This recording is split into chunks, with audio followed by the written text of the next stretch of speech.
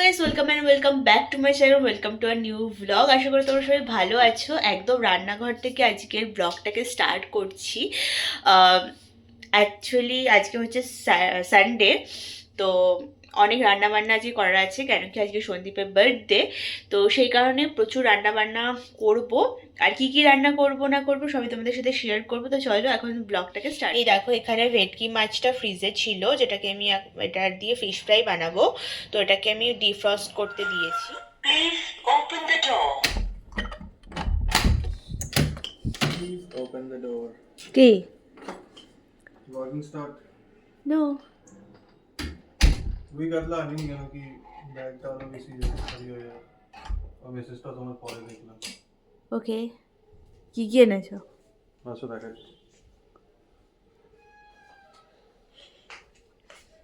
What is this? চিংড়ি fish. चिंगी fish है এইখানে হচ্ছে ডালের প্রিপারেশন হচ্ছে, সমস্ত রকম সবজি কেটে নিয়েছি, ভেজ ডাল হবে। এই যে কড়াইশুঁটি ছুলছি এখন বসে বসে। সো এই দেখো সমস্ত সবজি কেটে নিলাম, অনেকটা টাইম লেগে গেল সবজি কাটতে। এখানে সব কিছু কেটে কেটে নিয়েছি, এরপরে হচ্ছে বসাবো, এক এক করে সব কিছু করবো। দেখি এবার। मटन सब्जी भाजा और एक तो सब्जी भाजा এখানে কফি ভাজা চলেছে, এটাও ডালে দেবো। এই তুমি ওইগুলো কি রান্না मैं দেখেছি দেখাচ্ছি মানে কতটা হয়ে গেছে এটা ইলিশ মাছ মাটন ভেটকি মাছ মটন দেখি নিচে আগে washed and marinated done by you. done by wife I am doing this. Smile করে দাও ক্যামেরাতে প্রথমবার মাটন বানাবো, জানি না কেমন হবে।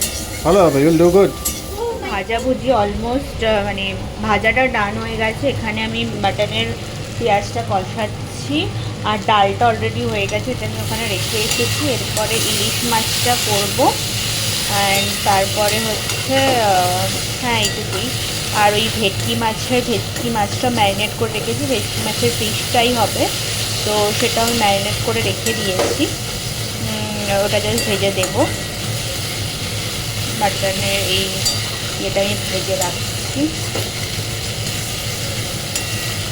এই যে মাটনটা এখন কষছে, এই যে মাটনটা দেখো, এটা জাস্ট হয়েছে ওপর দিয়ে পুরো রোগানটা একটু তুলে রাখতে হবে দেখো সব কিছু রেডি হয়ে গেছে। এখানে ফিশ ফ্রাই হয়ে গেছে, এই যে ইলিশ মাছটা এখানে, আর বাদ বাকি এখানে তো মাটনটা তোমাদের দেখালামই তখন। এই যে মাটন। আজকে সমস্ত রান্না আমি নিজের হাতে করেছি, কাটাকুটি থেকে শুরু করে সমস্ত কিছু আমি নিজে করেছি। সন্দীপকে কিছু করতে দিইনি, ও শুধু মাটনটা ম্যারিনেট করে এখন সাজিয়ে গুছিয়ে দিয়েছি।